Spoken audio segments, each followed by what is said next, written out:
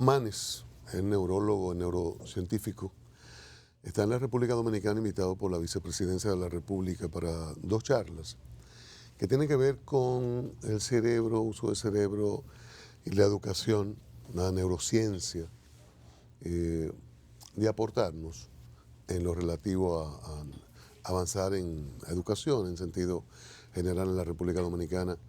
Él tiene un crédito tremendo, estábamos leyendo sobre su hoja académica, es argentino, doctor en neurociencia, ha trabajado en muchas partes del mundo, graduado en Cambridge. En fin, es un hombre conocedor, tenemos algunas de sus publicaciones aquí presentes. Así que damos la bienvenida y tenemos el privilegio hoy de tener a Facundo Manes con nosotros. Gracias por la invitación, el privilegio es mío. Bien llegado, Y un bien llegado. cafecito Santo Domingo. Lo vamos a recibir así, ¿no? ¿Café? Sí, Sí. Ese es el Hoy mejor de café entrada. del mundo. Buenos días. El café Hola. del mundo y la bienvenida Gracias. a Celia, que se reintegra.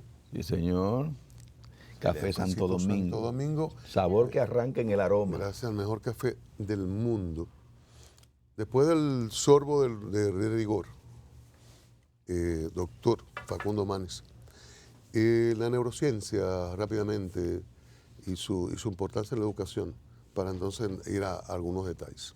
Primero, explicar qué es la neurociencia. Es la rama de la ciencia que estudia la mente, cómo funciona el proceso de toma de decisiones, de aprendizaje, de memoria, olvido en humanos, de creatividad. Y hoy hay muchos datos de cómo funciona el cerebro. Recordemos que la educación involucra enseñar y aprender. Y el órgano con el cual aprendemos y enseñamos es el cerebro. Así que es lógico que aprender más sobre el cerebro va a impactar en el ámbito educativo. Eso no quiere decir que los programas pedagógicos sean hechos basados en la neurociencia, pero sí que la educación va a tener que tener en cuenta los datos modernos de la ciencia sobre cómo aprendemos los seres humanos, porque la educación implica aprender. Y hoy hay muchos datos. Por ejemplo, es importante la nutrición infantil. El cerebro necesita estar bien nutrido. Cualquier tipo de malnutrición afecta la anatomía del cerebro. Hay que tener afecto, estímulo cognitivo, también dormir bien. El estrés crónico afecta el aprendizaje. Ay, ay, ay. Hay que dormir bien. Tremendo eso. Usted sabe que por aquí se lee una frase que es muy fea, ¿verdad? Que decían que el malcomido no piensa. Y tiene una base científica en eso que usted acaba de decir. Sí, la malnutrición, no solo la desnutrición, sino también el déficit de vitamina, anemia, impacta la anatomía del cerebro, pero también las funciones cognitivas e intelectuales. Vivir en la pobreza genera un estrés mental crónico y el estrés crónico impacta en el aprendizaje. Por eso tenemos que tener en cuenta que el cerebro termina de desarrollarse luego de los 20 años, después de la segunda década. Y hasta esa etapa hay que nutrir bien al cerebro y tener no solo nutrirlo, sino estímulo afectivo y cognitivo. Hay mucha distorsión de educación entonces, de aprendizaje y conocimiento en países como el nuestro, ¿no? Porque la nutrición requiere de una disciplina inclusive. Totalmente. Por eso ayer hablábamos con la vicepresidenta que está comprometida con la inversión en el desarrollo humano, que es un problema de Latinoamérica. En Latinoamérica, también en la Argentina, que es un país que exporta o que produce alimentos para 10 argentinas, la mitad de los chicos, casi 4 chicos de 10 años, de 10 chicos de 10 años, 4 tienen algún tipo de malnutrición. Entonces, aunque mejoremos la educación, si no tenemos educabilidad, quiere decir nutrición, afecto y estímulo cognitivo, no vamos a tener chicos capacitados para desarrollar todo su potencial. Aquí le agregamos la pobreza, además de sus elementos. Totalmente. Porque hay que salir de la pobreza y entonces ir a esto. La- O ir de manera conjunta, ¿no? Y hay que entender la pobreza para enfrentarla. Y hoy la ciencia tiene mucho para aportar para entender la pobreza. Si nosotros 4 estaríamos viviendo en la pobreza ahora, estaríamos pensando, todos los recursos mentales estarían destinados no a pensar qué vamos a hacer el fin de semana, o si vamos a viajar el mes que viene, o qué plan tenemos para el año que viene. Nuestros recursos mentales, si estaríamos nosotros 4 en la pobreza, porque no me gusta poner a los otros, Sí. imaginemos nosotros en la escasez. Cualquier cerebro en la escasez entra en modo de sobrevivir. y usaríamos los recursos mentales que tenemos, que son limitados, para ver qué comemos, dónde nos bañamos, dónde duermen cómodos los chicos, y no podríamos planificar el futuro, el mediano plazo. Así que de la pobreza no se sale solamente con bienes materiales, que es necesario, que son necesarios, sino también con nutrición, afecto y educación. ¿Qué tanto se sabe del cerebro? Porque se dice que usamos el 10%, el 3%. ¿Qué tanto esto es cierto? ¿Cómo se puede medir eso? Muy buen tema, porque es cierto, hay un mito en todo el mundo, no solo en Latinoamérica, en todo el mundo, que usamos el 10% del cerebro. Es un mito. Usamos todo el cerebro. El que dijo eso usa el 10% del cerebro. Pero usamos todo el cerebro. Pero la otra pregunta que usted me hizo, que es, ¿qué sabemos? En las últimas décadas avanzamos más sobre entender la mente humana que en toda la historia de la humanidad. Ustedes saben que la historia de la especie humana tiene miles de años. En las últimas décadas, gracias a miles de científicos, miles de laboratorios, tecnología moderna, avanzamos mucho, aprendimos muchas cosas del cerebro, pero todavía queda pendiente una teoría general del cerebro. Sabemos algunos aspectos de la toma de decisiones, cómo los seres humanos decidimos, cómo las emociones juegan un rol en la conducta, sabemos algunos aspectos importantes de la memoria, del olvido, de la creatividad, de la percepción, de la conciencia, sabemos algunos aspectos, pero no tenemos una idea general sobre cómo funciona el cerebro. Y la pregunta más importante que nos queda es, ¿qué es la conciencia? ¿Cómo el cerebro produce esta sensación interna, privada, subjetiva, que todos sentimos en este momento? Todavía no sabemos cómo se genera eso personal que estamos sintiendo todos, la audiencia y nosotros acá. Se está implementando neurociencia, digamos, en la educación dominicana, se está trabajando en eso. Bueno, la vicepresidenta está muy interesada, por eso me convocó. Y bueno, estamos charlando sobre alguna colaboración. Es un tema importante porque hoy muchos países han empezado a tomar el entendimiento de la mente, del cerebro, para mejorar el diseño de las políticas públicas y la implementación de las políticas públicas. Y la vicepresidenta está muy interesada en esto, así que espero colaborar, estamos dispuestos a colaborar. Aparte me encanta este país, así que va a ser una linda excusa para... ¿La primera vez? No, vine varias veces por mis colegas neurólogos, pero a hablar de los libros, El cerebro del futuro y usar el cerebro es la primera vez. Y también los neurólogos me han acompañado ayer, así que estoy muy contento. Me llamó la atención que es un tema de discusión en República Dominicana y de preocupación para los que pasamos de 30 años. El que tiene más de 50 pasa de 30. Y vi en uno de sus libros, un titular o uno de sus trabajos, que dice el Alzheimer y otras demencias. Entonces me llamó la atención esto porque uno siempre que ve la palabra demencia es locura. Sí. Si nos puede explicar. Sí, muy buena pregunta y gracias porque ayuda a combatir el estigma. Muchas veces hay términos en la sociedad que no corresponden a términos científicos. Demencia se denomina a un síndrome como la fiebre. La fiebre puede ser por dolor de garganta, por infección en la cadera o por una neumonía en los pulmones. Todos dan fiebre, pero son diferentes causas. La demencia sería un equivalente a la fiebre. ¿Qué es la demencia? Es un deterioro cognitivo progresivo, deterioro conductual con impacto en la vida diaria. La principal causa de demencia degenerativa, o sea, por atrofia cerebral, es el Alzheimer, pero hay otras causas. Pero el Alzheimer es un tipo de demencia. ¿Y el Alzheimer? ¿Qué pasa con el Alzheimer? ¿Lo conocemos más ahora? Como uno dice a veces de cáncer, uno dice, ¿por qué tanto cáncer? ¿Es que conocemos más casos de cáncer o que hay más cáncer y voy al Alzheimer para no ir al cáncer? ¿O las dos cosas? Primero, el primer concepto importante es que la enfermedad del cerebro le interesa a mucha gente, muchísima gente, porque es la principal causa de discapacidad en el mundo. Produce más discapacidad la enfermedad del cerebro que el cáncer y la enfermedad cardiovascular. La primera. La primera causa. El Alzheimer no es la causa... A ver, enfermedad del cerebro puede ser epilepsia, Parkinson, Alzheimer, autismo, esquizofrenia, accidente cerebrovascular, traumatismo de cráneo.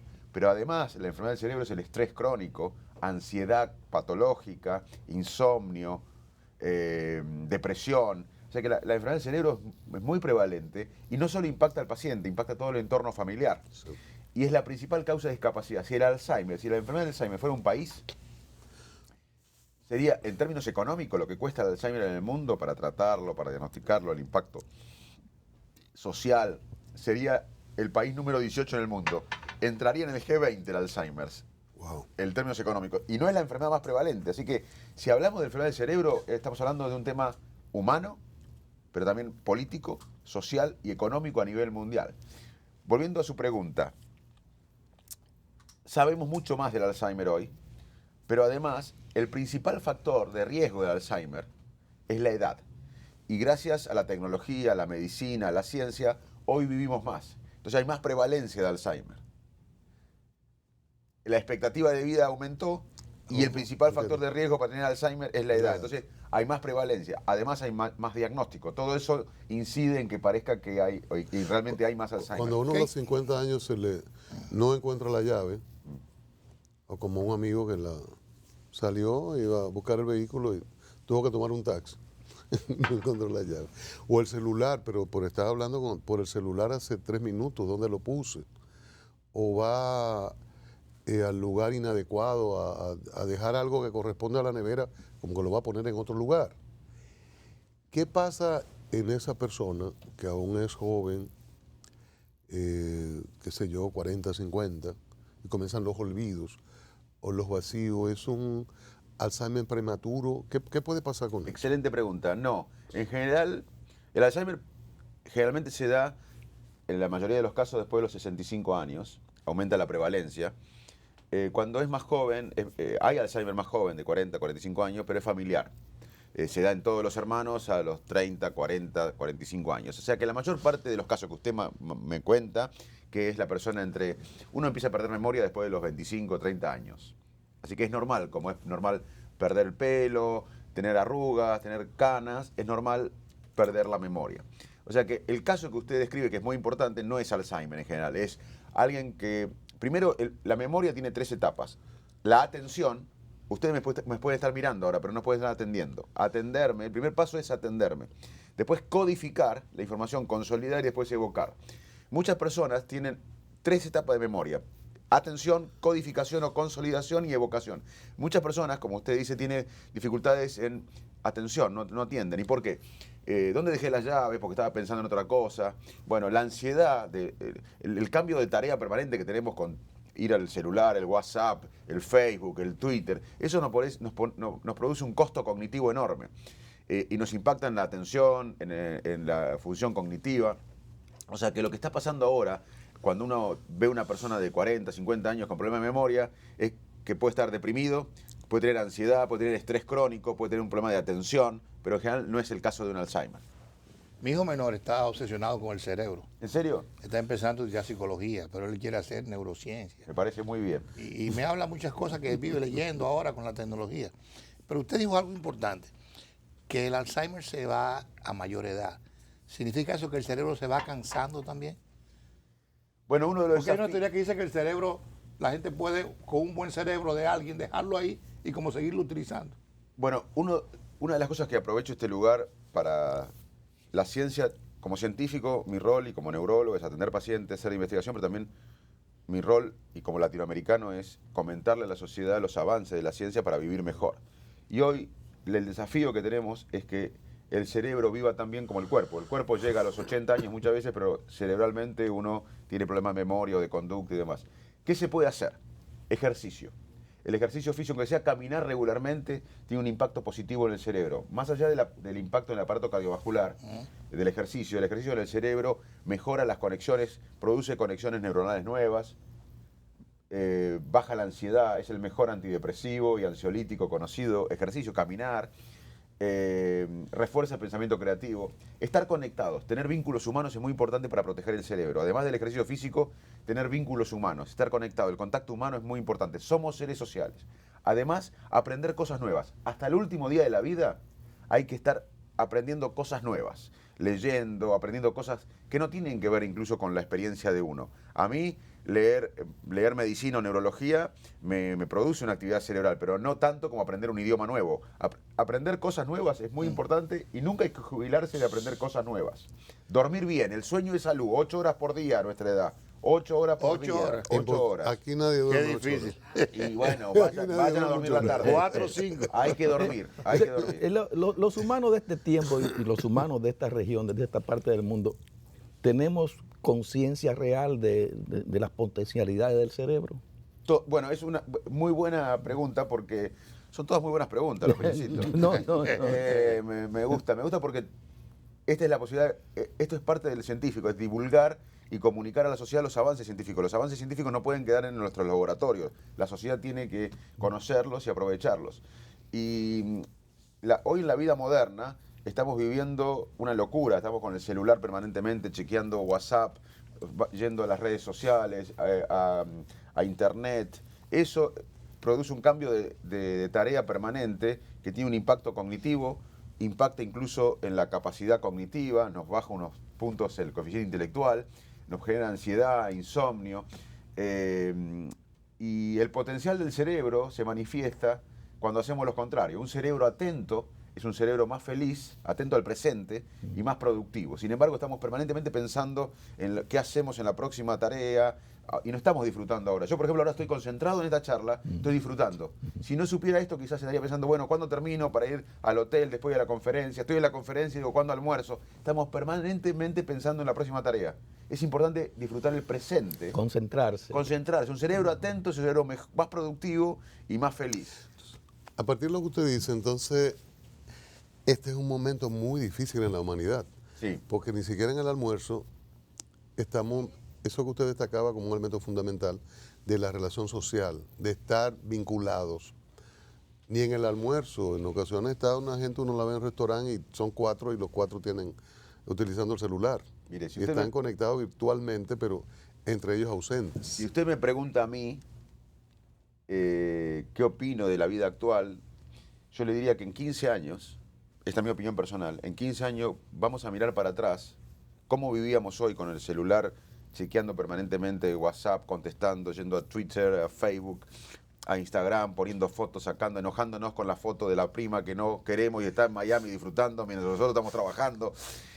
Toda esa locura que vivimos, para mí, esto es basado en cierta dato científico, pero lo que voy a decir es personal. Yo creo que en 15 años vamos a mirar para atrás y decir, qué locura cómo vivíamos en el 2019.